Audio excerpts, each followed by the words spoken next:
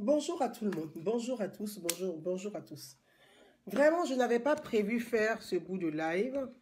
Voilà. Donc, j'espère qu'on me suit. Voilà, j'espère qu'on me suit. Bonjour à tout le monde. J'essaie de bien placer hein, ma caméra pour avoir... Voilà, ça va mieux. J'espère qu'on me suit. Bonjour à tout le monde, bonjour à tous. J'ai tenu à montrer rapidement... Vous voyez, je n'ai pas eu le temps de me... Je suis là, je suis très... de me poudrer, de me maquiller, mais je me tiens devant vous. Je suis très fatiguée, j'ai les yeux un peu tirés, je suis très fatiguée. Mais j'ai tenu à faire ce bout de live suite à l'actualité, la grève en Côte d'Ivoire. J'ai tenu à montrer ce petit bout de live en France. Moi, je dis, je vis en France. Je ne dis pas que la France est le meilleur pays au monde. Mais en matière de démocratie, la France est un modèle à suivre. En matière de démocratie, la France est un modèle à suivre. En matière de démocratie, la France est un modèle à suivre. Donc moi, c'est une chance, oui, pour moi de vivre en France et d'apprendre de ce qu'il y a de mieux en France. Donc moi, tous les jours, j'essaie d'apprendre ce qu'il y a de mieux chez le blanc. Si j'estime que chez le blanc, ils font bien les choses, je peux vouloir ce qu'il y a de bien chez le blanc, chez moi au pays. Donc j'ai toujours fait le lien entre ce qu'il y a de bien ici et mon rêve pour mon pays qui est la Côte d'Ivoire. Au Sénat, les parlementaires ont un rôle dans la République et dans la démocratie. Le rôle du parlementaire, c'est de prendre la relève quand ça coince. Le rôle du parlementaire, c'est de débattre, de poser des questions, de discuter et d'interroger le gouvernement pour le bon fonctionnement de la démocratie. Le rôle du parlementaire, c'est de surveiller la gestion de l'État. Il y a combien de jours, je n'arrête pas de le répéter, de le réitérer. Je dis le problème dans notre pays en Côte d'Ivoire, il n'y a pas de contre-pouvoir. En Côte d'Ivoire, il n'y a pas de contre-pouvoir. Ce qui fait qu'il y a une crise, comme la crise des enseignants et la crise des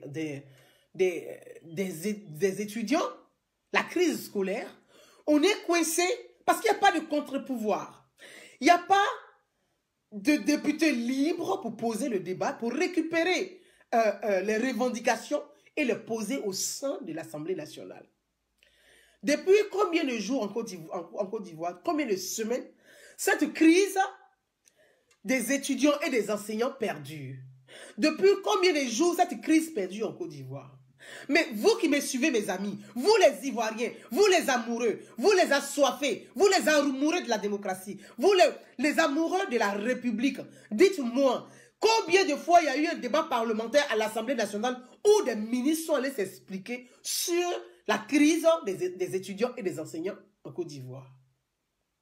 Pensez-vous que chez le blanc, on a le droit de respecter, de faire fonctionner correctement la démocratie et que chez nous, en Côte d'Ivoire, on doit rester bloqué, ne pas vouloir débattre, ne pas vouloir discuter, ne pas vouloir dialoguer?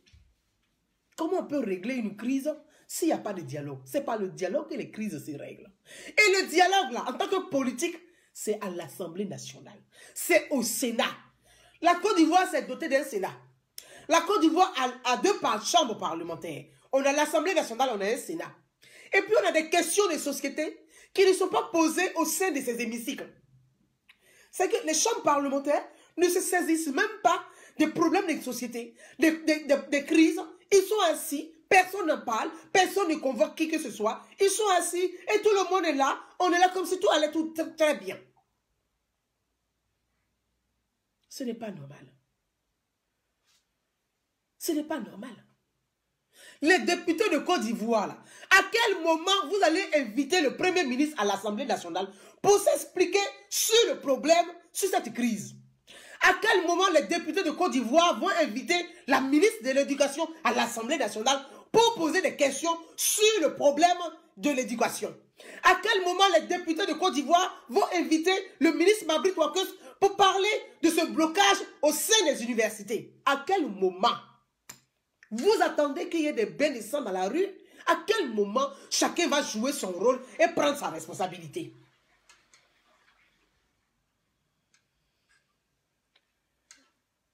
Il commence en avril. Donc, les députés de Côte d'Ivoire sont en vacances? Est-ce que les députés de Côte d'Ivoire sont en vacances? Quel est le calendrier parlementaire? Vous êtes en vacances en Côte d'Ivoire? C'est les vacances parlementaires en Côte d'Ivoire? Est-ce que c'est les vacances parlementaires dans notre pays? Nous sommes au mois de mars. Est-ce qu'en Côte d'Ivoire, là, en mars, tous les députés sont en vacances? Ils sont où? Ils sont où les députés de Côte d'Ivoire? Les parlementaires de Côte d'Ivoire, là, vous êtes où? Les enfants sont en train de se battre entre eux dans la rue. Vous êtes où? Pour parler de ces questions, pour se saisir de ces questions-là. Ils sont où les parlementaires de Côte d'Ivoire? Vous êtes où?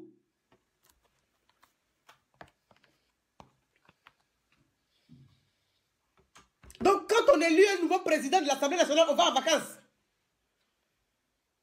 Quand on élit un nouveau président de l'Assemblée nationale, on va en vacances. Mais ce n'est pas ça le calendrier parlementaire. Tous les parlementaires du monde sont au travail. En Côte d'Ivoire, ils sont en vacances. Parce qu'ils ont élu un nouveau président, ils sont en vacances. Tout le monde part dans son village, il est assis. Chacun va se promener, ils sont en vacances. Les gens se battent dans la rue. Des gamins tapent sur des flics. Et tout le monde est assis. On trouve que c'est normal. Ils sont assis. Ils sont assis, ce qui les préoccupe. Ah, il y a tel qui a quitté Soro Diom qui a rejoint le RHDP. Ah, il y a tel qui a quitté le RHDP qui est allé au PDCI. Ah, il y a tel qui a quitté le PDCI qui est allé au RHDP. C'est ça qui est votre préoccupation. La Côte d'Ivoire, là, c'est ça qui est votre préoccupation. Vous êtes assis. Vous faites quoi? Mes amis. C'est pour ça que j'ai tenu à montrer en France comment ça se passe. Peut-être que nos parlementaires ne savent pas travailler. Peut-être. J'ai tenu à montrer ce qui se passe en France. Comment ça se passe. Dans la démocratie, là, comment ça marche, là. Je vous ai montré un peu. Le Premier ministre Édouard Philippe, là, il s'assoit devant les députés, puis il répond aux questions des députés. Édouard Philippe, là, il s'assoit devant les députés, puis il répond aux questions des députés. On lui pose question, on dit pourquoi tant que Premier ministre, et puis depuis la crise n'a fini pas, il va répondre à ça. Le Premier ministre est venu avec le ministre de l'Intérieur. La sécurité du territoire, là, il revient au ministre de l'Intérieur de mettre. C'est que l'ordre public, l'état de droit, là, il revient au ministre de l'Intérieur. Donc le ministre de l'Intérieur, il est assis aussi devant les parlementaires. Le ministre de l'économie et des finances, étant donné que les gilets jaunes ont caillassé, ont saccagé des commerces là, donc l'économie est en baisse, le ministre de l'économie s'assoit, il va expliquer comment il va régler le problème de ceux qui ont perdu leurs marchandises dans l'affaire des gilets jaunes. Le ministre de l'Intérieur doit trouver des solutions, il doit proposer des solutions pour dire oui, à cause de nous, il y a des gilets jaunes, ils sont fâchés avec nous. Donc en tant que l'État, nous nous engageons à faire ça. Revenons à la Côte d'Ivoire. Revenons à la Côte d'Ivoire. Hier, j'ai fait un live. Le préfet de police, là, il a sauté. C'est comme ça dans une république. La démocratie, ça fait mal, ça marche comme ça, mais c'est comme ça. On est face à une crise où chacun est campé dans son idéologie politique. On n'avance pas. On est bloqué. Vous savez très bien. Et je vais en venir. Je vais en venir. Hier, j'ai fait un live. Aujourd'hui, je ne voulais même pas faire des lives pour parler de ça. Je ne voulais pas faire des lives parce que moi, je suis fatigué. Je suis très fatigué. Je suis épuisé. Je voulais me reposer aujourd'hui. Mais j'estime que les images que moi j'ai vues, les enfants qui sont en sang, des élèves qui vont lapider des policiers, c'est horrible. J'ai vu ces images-là, je suis choqué. Je suis choqué. Ces images m'ont choqué. Ces images m'ont choqué. Dans un pays où est l'état de droit, où est l'ordre. Donc, le ministre de l'Intérieur, il va s'expliquer. Le préfet d'Abidjan doit s'expliquer. Parce que c'est lui qui est en charge de la sécurité. Qu'est-ce qui s'est passé? Est-ce que la manifestation a été autorisée? Est-ce qu'il y a une autorisation? Pourquoi ça n'a pas été encadré correctement? Pourquoi il y a eu des débordements? C'est au ministre de l'Intérieur de nous expliquer. Le ministre de l'Intérieur de Côte d'Ivoire, il va expliquer ça. C'est au préfet d'Abidjan d'expliquer. Parce que c'est leur responsabilité qu'elle est là. C'est leur responsabilité. Chacun doit assumer ses responsabilités. Il y a une chaîne de commandement. Il y a une chaîne de commandement. Hier, je le disais, dans le live hier, mes amis. Je dis, chacun doit assumer ses responsabilités. On a des ministres qui sont assis. On a des responsables qui sont là, qui pensent que, comme sur les réseaux sociaux, nous, on se saisit de ces questions-là. Eux, ils sont peinards, ils sont assis. Mais c'est à vous, on donne le budget de l'État. C'est à vous de travailler. Ce n'est pas aux gens qui sont sur les réseaux sociaux, qui, eux, payent leur abonnement, qui vont travailler à votre place alors que vous ne faites rien. C'est à vous de travailler. Et donc, maintenant, là, si vous ne travaillez pas, on va vous interpeller. On va vous interpeller directement si vous ne travaillez pas. Ce qui est en train de se passer en Côte d'Ivoire, ce n'est pas normal. Ce n'est pas normal. Ce n'est pas normal les images qu'on voit. On est bloqué sur une crise. J'ai fait des propositions hier. La crise, nous sommes bloqués. On a le ministère de l'Éducation qui est face au syndicat des enseignants et à la FESI. Pourquoi nous sommes bloqués? Pourquoi nous sommes bloqués? Moi, je demande aux députés de Côte d'Ivoire de convier le Premier ministre à l'Assemblée nationale de Côte d'Ivoire pour nous expliquer ce qui se passe. C'est lui le chef du gouvernement. C'est lui le chef du gouvernement et c'est lui qui conduit la politique du gouvernement. La ministre de l'Éducation nationale est sous sa responsabilité parce qu'il est le chef du gouvernement. Donc le Premier ministre, la ministre de l'Éducation, le ministre de l'Enseignement supérieur, les trois doivent être invités à l'Assemblée nationale de Côte d'Ivoire pour expliquer aux parlementaires ce qui ne va pas et qu'ils puissent faire des propositions, trouver des solutions de sortie de crise au sein de l'Assemblée nationale. C'est comme ça, ça doit se passer. Pourquoi ça ne se fait pas? Pourquoi ça ne se fait pas? Ou bien c'est les parlementaires qui ne respectent pas la règle démocratique, les principes démocratiques, ou bien c'est le gouvernement qui ne respecte pas les principes démocratiques. C'est la faute à qui? Pourquoi il n'y a pas encore de débat à l'Assemblée nationale? Pourquoi il n'y a pas de commission d'enquête à l'Assemblée nationale? Il faut une commission. Il faut auditionner le chef du gouvernement et ses ministres à l'Assemblée nationale. Pourquoi vous ne le faites pas? Pourquoi vous ne le faites pas? C'est tellement simple à faire. Pourquoi vous ne le faites pas? De deux, il faudrait que le président de la République puisse se saisir de ces questions-là. S'il te plaît. Il faudrait que le président de la République puisse se saisir de ces questions-là. Il revient au chef de l'État de se saisir de ce dossier. Le président de la République doit rapidement se saisir de ce dossier. Il ne faut pas laisser les choses traîner. Que le président de la République consulte les syndicats des enseignants. Que le président de la République consulte le syndicat des étudiants. Que le président de la République consulte les familles des élèves. Ils sont en association. Ils sont en coopérative ou en association. Que le président de la République consulte la société civile pour que lui-même puisse s'imprégner de ces questions, de ces difficultés. Ou bien le président, peut-être que le président ne sait pas ce qui se passe dans son pays. Moi, je ne sais pas. Peut-être que le président n'est pas saisi de ces questions. Je n'en sais rien. Pourquoi ça ne se fait pas? Pourquoi depuis plusieurs semaines, on assiste, c'est-à-dire on est assis dans un pays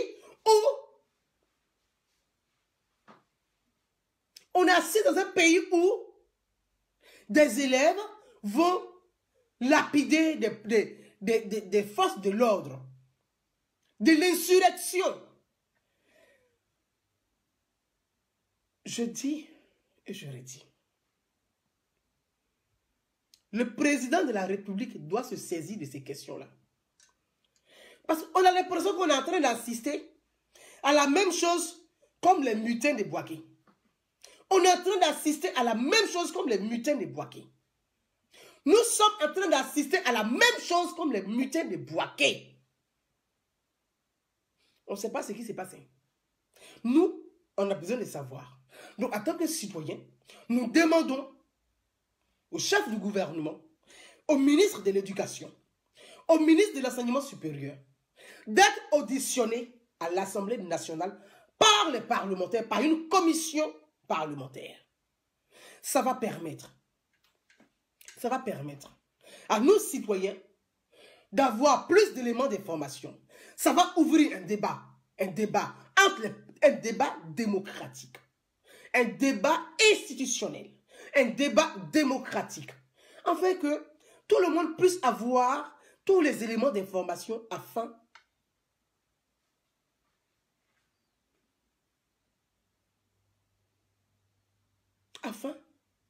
de pouvoir sortir de cette crise. Il y a des enseignants qui grèvent. Je dis, je ne suis pas contre les grèves. Moi, je ne suis pas contre la revendication, elle est légitime. Dans notre société, nous sommes dans une république.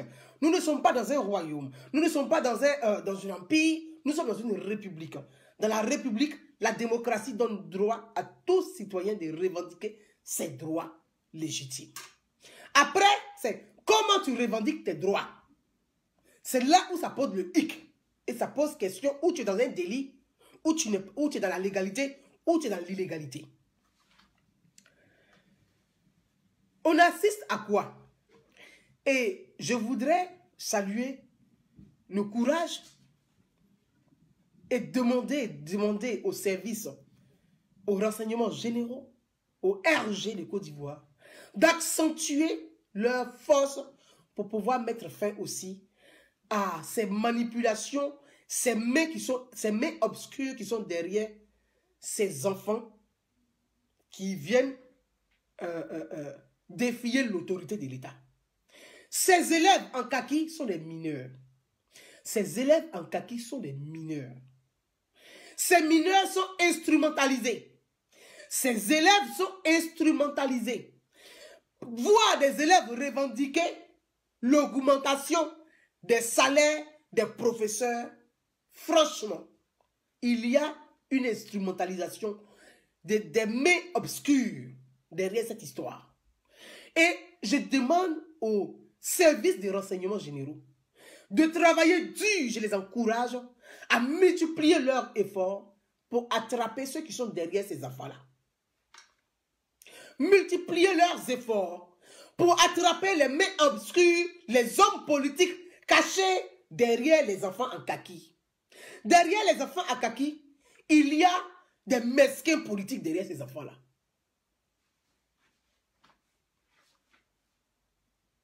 Je remercie, je dis, j'encourage. Et je demande au président de la République de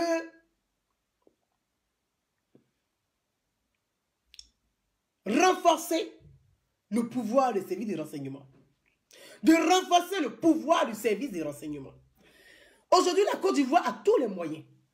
La Côte d'Ivoire a tous les moyens pour savoir, a tous les moyens et d'écoute et de renseignement. Pour savoir qui est derrière ces enfants qui manipulent ces enfants. Ces enfants sont des mineurs. Ils sont en kaki. Des enfants, si les enfants sortent pour manifester, pour dire nous refusons l'augmentation de l'inscription à l'école. Moi, je vais applaudir les enfants pour dire oui, vous avez raison. Vos parents sont pauvres, on ne peut pas augmenter l'inscription à l'école. Si les élèves se mettent en kaki, qu'ils revendiquent le fait qu'ils n'ont pas les moyens d'acheter des livres, ils souhaiteraient que les manuels scolaires soient gratuits. Moi, je vais les encourager et dire bravo, vous avez vraiment raison. Mais des élèves en kaki qui manifestent pour l'augmentation des salaires des professeurs, vous avez vu ça où?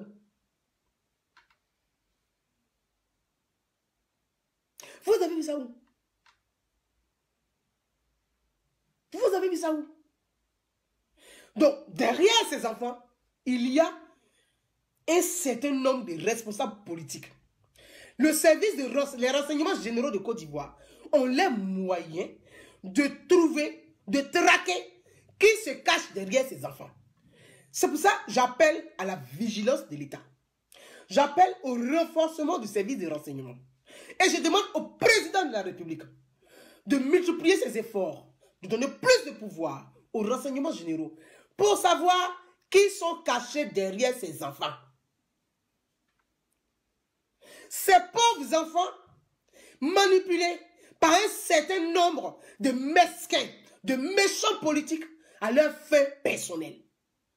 Tous ces hommes politiques que vous voyez en Côte d'Ivoire, là, tous ces présidents de mouvements politiques, de partis politiques, là, ils sont tous des milliardaires. Tous ces hommes politiques en Côte d'Ivoire, les présidents de mouvements politiques, d'associations politiques, de partis politiques, ils sont tous des milliardaires. Combien de fois ces personnages politiques ont une fois donné 50 000 francs CFA aux familles pauvres pour inscrire leurs enfants à l'école? Combien de fois ces responsables politiques ont une fois payé la scolarité de 100 enfants chaque année? Quand il s'agit pour leur intérêt politique, ils vont donner 2000 francs à des gamins pour aller faire de l'insurrection. Aujourd'hui, on voit des enfants en kaki qui sont en sang.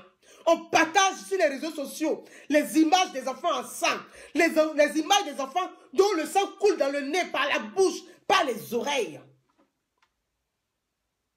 Mais vous, ces responsables politiques mesquins, cyniques et sadiques cachés derrière ces enfants, avez-vous une fois donné ne serait-ce qu'un centime à des familles pauvres dans ce pays-là? Et quand il s'agit de manipuler la souffrance, la pauvreté des gens pour instrumentaliser à votre fin politique, vous êtes des premiers. Les milliards que vous avez cachés dans les comptes à l'étranger là, combien vous donnez à ces familles pauvres? Ces enfants que vous demandez de sortir là, pour aller faire de l'insurrection à votre place, pour vos intérêts politiques, pour vos intérêts personnels, parce que ce n'est pas pour le peuple, c'est pour vos intérêts personnels. Ces enfants que vous instrumentalisez là, combien d'enfants dont vous prenez en charge? Vous savez que quand un peuple a faim, c'est un peuple qu'on manipule facilement. Quand un peuple a soif, c'est un peuple qu'on manipule facilement. Donc, vous allez manipuler la misère sociale de ces familles pauvres pour vos intérêts personnels et égocentriques. Je demande au service de renseignement de Côte d'Ivoire, vous avez tous les moyens. Vous avez des moyens légaux de savoir qui sont les organisateurs réels de cette insurrection. Vous avez les moyens légaux pour savoir, par les enregistrements, vous savez qui sont les personnages politiques mesquines, égocentriques, cachés derrière ces enfants. Il faudrait aller directement chez eux. Des perquisitions chez ces responsables politiques. Des perquisitions chez ces responsables politiques. Les responsables politiques sont responsables de cette insurrection. Ceux qui organisent l'insurrection sont responsables de cette insurrection. Les enfants sont des mineurs. Ils sont des mineurs, ils ne sont pas responsables de ce qu'ils font. Ils sont des enfants. C'est les adultes qui sont derrière là. Il faut les traduire devant les juridictions. Il faudrait les traduire devant les juridictions. Les adultes qui sont derrière ces enfants. Comme ça, ça va s'arrêter. Chacun va assumer. Vous, les parents de ces enfants. Vous, les parents d'élèves. Vous souffrez. Vous n'avez pas les moyens pour mettre vos enfants à l'école. Vous êtes assis pour quelques miettes. Vous laissez vos enfants aller à l'abattoir. On va crever un œil de ton enfant. Pour combien? On va casser une jambe de ton enfant. Pour combien? On va couler le sang de ton enfant. Pour combien? Pour qui? Pour un parti politique? Pour un personnage politique qui est milliardaire, qui ne peut même pas t'acheter une maison? Pour un personnage politique qui est milliardaire, qui ne peut même pas mettre ton enfant à l'école toute l'année, c'est à cause de lui. Tu vas aller bousiller la vie de ton enfant. C'est à cause de lui. Tu vas aller détruire la vie de tes enfants. Pour qui? Pour des gens qui veulent venir au pouvoir. Eux qui vont t'instrumentaliser. Utiliser tes enfants pour venir au pouvoir là. Est-ce qu'aujourd'hui, leurs enfants sont à la rue avec tes enfants? Toi qui es la mère de famille qui me regarde, c'est à toi que je pose la question. Les personnages politiques là, qui viennent la nuit pour vous dire oui, faites de l'insurrection, on va chasser Ouattara du pouvoir, on n'a qu'à sortir dans les rues, on va faire ceci, tout sauf Ouattara, et puis Ouattara, et puis Ouattara. Est-ce que ce personnage politique, lui, ses enfants sortent aussi? Combien de sa famille sont sortis aujourd'hui, sont en sang? Toi, regarde ton enfant, son sang coule. Le sang de ton enfant coule. Est-ce que les personnages politiques, là, le sang de leurs enfants coule? Leurs enfants, ils sont trop beaux que tes enfants. Leurs enfants sont plus intelligents que toi, la pauvre de tes enfants. Leurs enfants méritent d'être en bonne santé que toi, tes enfants. Parce que tu es pauvre, tes enfants doivent mourir pour les enfants des riches. Toi, la mère qui me regarde.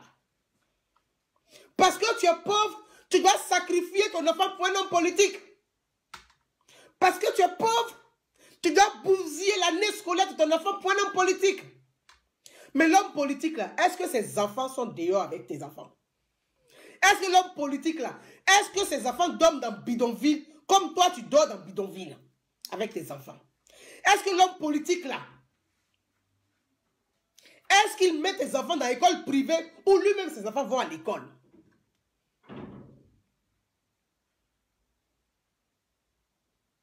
Je vous trouve irresponsable. Je vous trouve très méchant. Je l'ai dit et je le redis. La classe politique ivoirienne est nulle dans son ensemble. Tous, sans exception, ils sont nuls dans leur ensemble.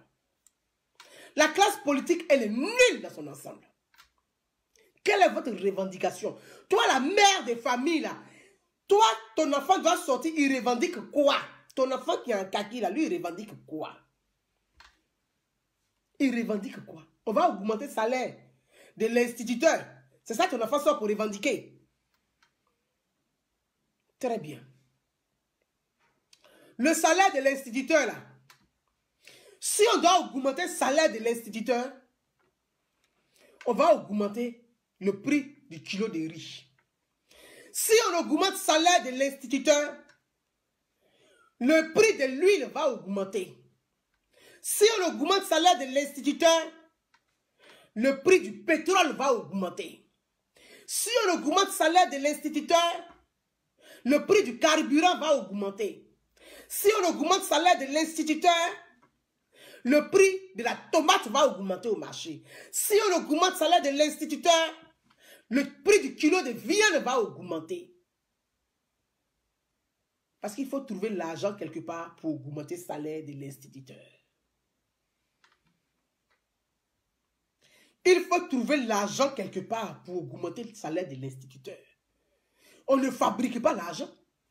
Il faut aller chercher quelque part pour augmenter leur salaire. Donc, le quelque part là, c'est toi le pauvre, ton panier du marché là. C'est ça qui va coûter cher pour toi. Là où on va enlever l'argent là, c'est ton panier, le panier de la ménagère. C'est là-bas où on va aller chercher l'argent pour augmenter le salaire de l'instituteur, de l'enseignant, du professeur, de l'infirmière, de la sage-femme. Il faut bien trouver l'argent quelque part. Donc, les économies, on augmente le prix des denrées alimentaires pour récupérer comme impôt, comme la TVA, pour récupérer comme TVA, pour augmenter le salaire des instituteurs. Donc, toi, tu fais sortir ton enfant là. Le prix de l'école va augmenter.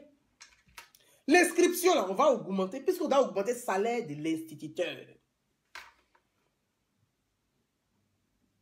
Oui. Puisqu'on doit augmenter le salaire de l'instituteur, on va augmenter le prix de l'inscription à l'université, à l'école, Tu vas payer plus cher puisque tu manifestes pour qu'on augmente les salaires. Donc, il faut trouver bien l'argent quelque part. Le problème de l'Afrique et de la Côte d'Ivoire, c'est l'éducation. L'éducation. L'éducation des masses. C'est ce que je déplore malheureusement. La pédagogie du gouvernement. Le gouvernement n'est pas assez pédagogue. Le gouvernement communique mal. Le gouvernement communique très mal. Ils ne sont pas pédagogues. Il faut de la mauvaise communication. Les messages passent très mal. Donc les populations ne comprennent pas forcément les choses, étant donné qu'ils communiquent très mal. Et le problème, il est là. C'est le problème clé qui est là. Quand on veut faire quelque chose, il faut faire de la pédagogie. Il faut expliquer aux populations. Sachant très bien que nous sommes une population où le taux d'alphabétisation est très élevé. Donc les gens ne comprennent pas forcément les réformes, les décisions, les choses. On ne peut pas dire, on prend une décision, on l'applique. Non! Avant de prendre une décision, on explique à la population, nous voulons prendre une décision dans l'intérêt de la population. Mais voilà comment nous voulons procéder. On va expliquer à la population pourquoi on prend la décision. Mais le problème est là. Ils communiquent très mal. Ils communiquent entre eux. Et je l'ai dit hier. Quand on gouverne de façon clanique, on communique de façon clanique. Ça veut dire on communique entre vous, communiquez entre vous.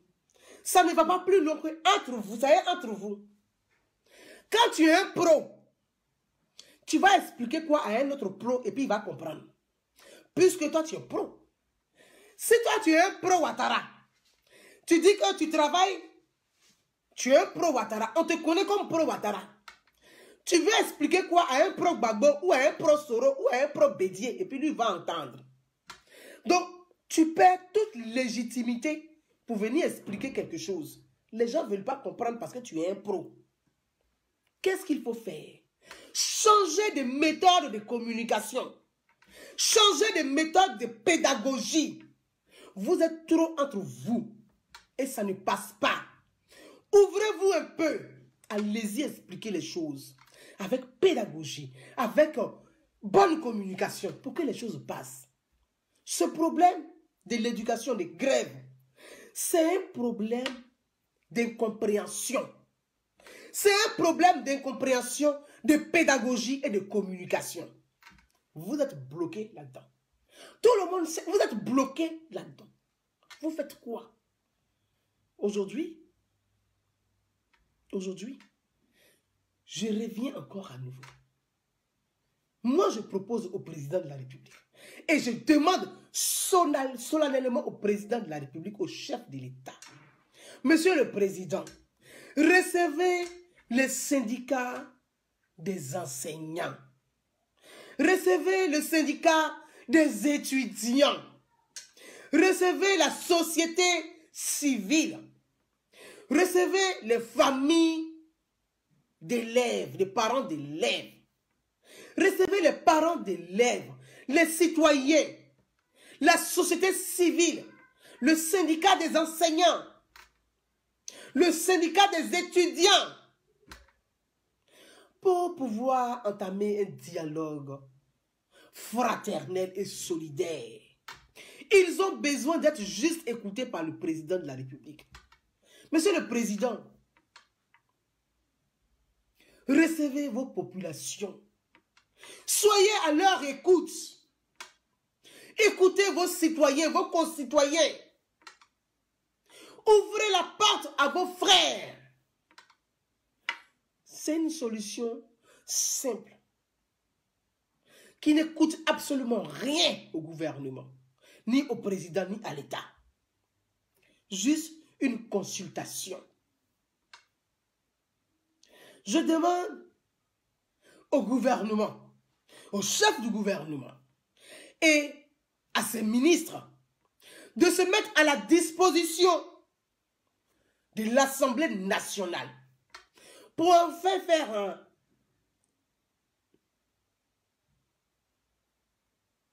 un débat pour une commission. J'ai eu un appel, donc excusez-moi. Je demande au chef du gouvernement et à ses ministres, à la ministre de l'Éducation nationale, au ministre de l'Enseignement supérieur, au ministre de l'Intérieur, parce que la police, la sécurité des hommes est de la compétence du ministère de l'Intérieur.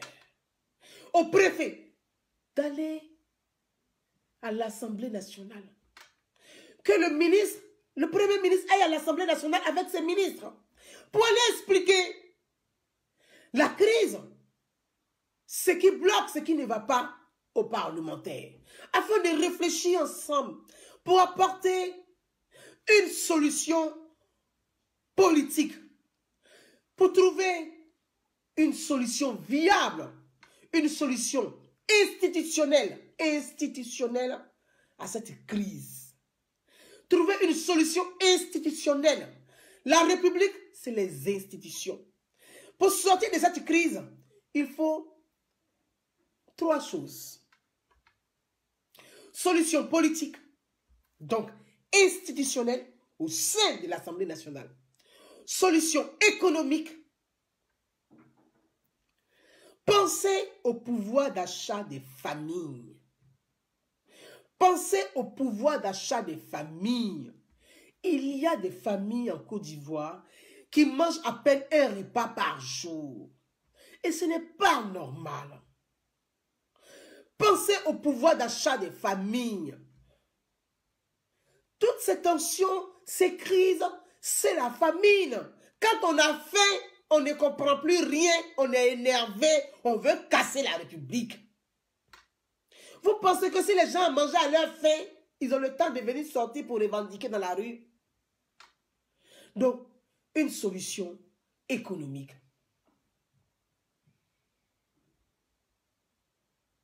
Une solution sociale. Une solution sociale. Dans notre pays, il faut réfléchir à faire des propositions pour alléger la rentrée scolaire aux familles pauvres, pour alléger les fournitures scolaires aux familles pauvres, pour alléger les manuels scolaires aux familles pauvres. Il faut faire des annonces fortes, des décisions fortes pour sortir de cette crise. La crise a assez perduré. On ne peut pas se réjouir de voir des gamins aller taper des flics. C'est de l'insurrection. On ne peut pas encourager des enfants pour aller agresser la police. Ce n'est pas normal. On ne peut pas manipuler des enfants pour aller agresser les forces de l'ordre. Mais ce n'est pas normal. On ne peut pas l'accepter dans notre pays. On ne doit même pas l'accepter. Quel que soit votre ressenti, quelle que soit votre appartenance politique, nous voulons une Côte d'Ivoire sans bain et sang. Nous ne voulons plus de sang coulé. Nous ne voulons plus de sang coulé. Le sang a assez coulé dans ce pays. Nous ne pouvons plus souhaiter encore un bain de sang dans notre pays. Alors chacun doit être responsable. J'appelle chacun à la responsabilité. Chacun au bon sens. Chacun à la notion de patrie. La patrie, c'est la nation. La nation, on ne la blesse pas. Si tu aimes la Côte d'Ivoire, souhaite la paix à la Côte d'Ivoire. Si tu aimes la Côte d'Ivoire, souhaite la réussite à la Côte d'Ivoire. Si tu aimes la Côte d'Ivoire, refuse la guerre en Côte d'Ivoire. Si tu aimes la Côte d'Ivoire, refuse le bain de sang en Côte d'Ivoire. Si tu aimes la Côte d'Ivoire, refuse cette haine de la République. Mes amis, merci à vous tous. Voilà le message que je voulais partager avec vous. J'étais scandalisé comme tout le monde de voir ces enfants en bain de sang, de voir ces enfants défier l'autorité de l'État, de voir ces enfants défier l'autorité de l'État. J'ai été choqué comme tout le monde. Et j'appelle les parents à la responsabilité. À la responsabilité. Tu ne peux pas laisser ton enfant aller dans les rues en tenue de sport, en tenue scolaire, pour défier l'autorité de l'État afin d'augmenter le salaire d'un professeur. Toi, le parent, prends ta responsabilité de mère, prends ta responsabilité de père. Ne laisse pas ton enfant à la rue. Ne gâche pas l'année scolaire de ton enfant pour l'augmentation du salaire d'un professeur ou d'un enseignant. Que chacun prenne ses responsabilités. À vous tous, mes amis, merci. Merci et nous tous souhaitons que notre pays retrouve rapidement son esprit fraternel, son esprit solidaire et son esprit de Côte d'Ivoire réfléchi, de Côte d'Ivoire humaine, d'une Côte d'Ivoire humaniste. À vous tous, bon après-midi et souhaitons la paix pour notre pays et que tout rentre dans l'ordre et qu'on puisse trouver le plus rapidement possible entre l'État, les enseignants et les étudiants, trouver une sortie de crise le plus rapidement possible. Bon après-midi à tous, je vous dis à demain. Bye bye, merci. À demain. Que vive la Côte d'Ivoire.